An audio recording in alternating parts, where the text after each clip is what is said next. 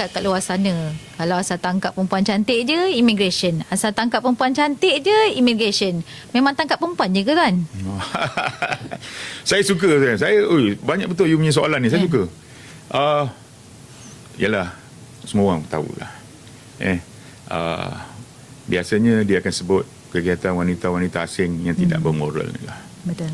Bila tidak bermoral, memang Jabatan Immigration lah.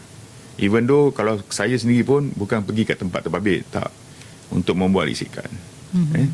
Saya pergi, contohnya ada beberapa tempat dalam negeri Johor sendirilah, di Bandaraya Johor Bahru sendirilah. Ada pusat-pusat hiburan lah, yang gini. Dan apabila kita melihat sendiri, dan kita rasa, ini saya sendiri saya sendiri rasa, banyak betul berlaku pelanggaran. Sebenarnya Jabatan Immigration Malaysia membuat tugas-tugas pengoperasian ni bukan sahaja ke atas wanita. Baik.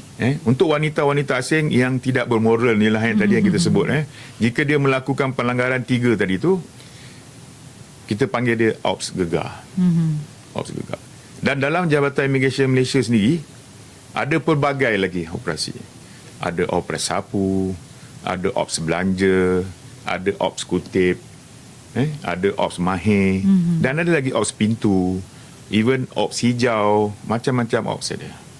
Cuma dalam klasifikasi tentang ops ni, rata-rata di luar sana bercerita tentang asal perempuan mesti immigration.